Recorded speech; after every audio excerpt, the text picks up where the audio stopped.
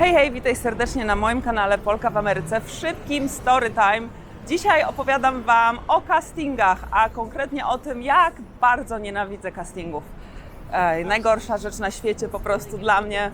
Jestem pewna, że gdybym była trochę lepsza w castingach, to bym jeszcze więcej prac miała, jeszcze więcej bym mogła Wam tutaj opowiadać, ale po prostu daję ciała prawie za każdym razem na tych castingach, bo dla mnie to jest taki nienaturalny stres, takie pokazanie siebie i sprzedanie siebie, coś jak rozmowa kwalifikacyjna, aczkolwiek w tych zawodach, o których tutaj myślę z tymi castingami, czyli modelka i aktorka, to bardziej niż pokazanie siebie i swojego charakteru, bardziej chodzi o to, jak się wygląda, więc faktycznie jeśli zaczyna się taki modeling, już o tym opowiadałam w story time, odnośnie tego, jak modeling trochę wyleczył mnie z traum bycia grubszym, większym dzieckiem przezywanym, więc zależy, jak ma się właśnie usadzone swoje poczucie własnej wartości, bo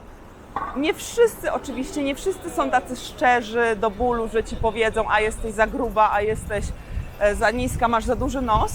Natomiast zdarza się tak niestety, że są osoby, które nie zamazują jakby tą barierę bycia chociażby udawania miłym i od razu lecą prosto z mostu i mówią, co jest w tobie nie tak, dlaczego ty tej pracy mojej nie dostaniesz.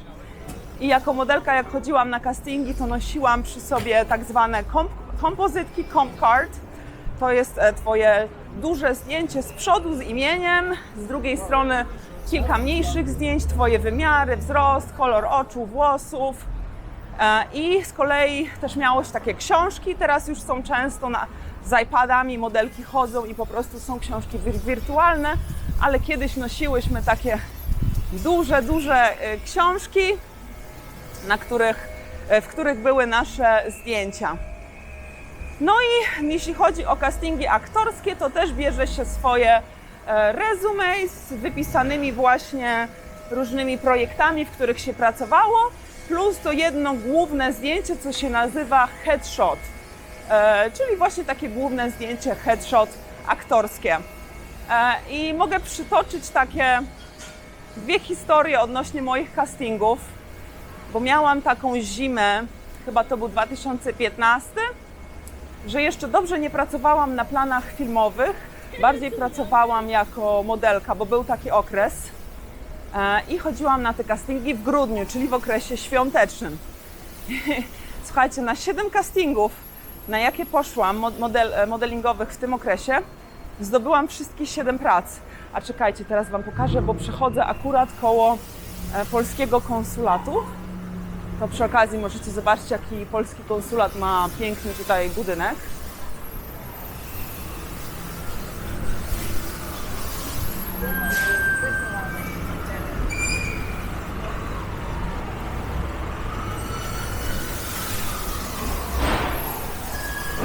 Jan Karski sobie siedzi.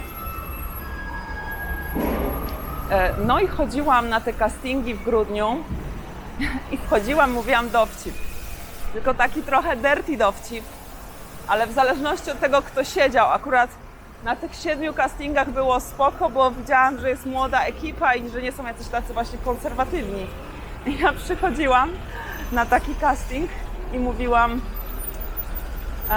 hey guys, żeby przełamać lody, chciałabym Wam opowiedzieć świąteczny dowcip. Oni już tacy, że w ogóle się nie przedstawiła, że o co tutaj chodzi. Dobra, jaki masz dowcip? Bo ty w szoku byli, nie? Przychodzi modelka i zamiast tutaj się denerwować, pokazywać swoją książkę, to ja tak na luzaku mówiłam, a i tak nienawidzę tych pieprzonych castingów, to chociaż sobie jaja porobię. No i przychodzę, mówię do nich, wiecie dlaczego Mikołaj chodzi taki zadowolony? Oni mówią, nie, dlaczego? A ja mówię, bo ma 3 hoes. Ho, ho, ho. A ho, słuchajcie, to jest dziewczyna lekkich obyczajów. Więc taki brudny dowcip rzucałam tym wszystkim ludziom na castingu. I mogłoby się wydawać, że ludzie będą oburzeni, ale skąd wiedziałam, że nie są oburzeni? jak już wychodziłam z castingu zawsze, bo później po tym hi, ha, ha, ha. Czekajcie, tylko sprawdzę, gdzie mam iść. No i jak już się pośmiali z tego dowcipu, to później przeszliśmy do tej formy właśnie castingu. W ogóle jak były castingi aktorskie, to tak rąbałam, nie potrafiłam spamiętać tych linijek, tak się denerwowałam, masakra.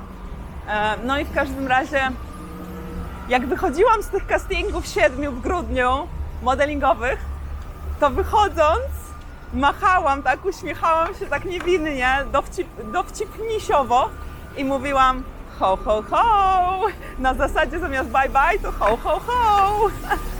A i oni wtedy zawsze polewali, to wtedy wiedziałam, dobra, nie wygłupiłam się na maksa, jest okej.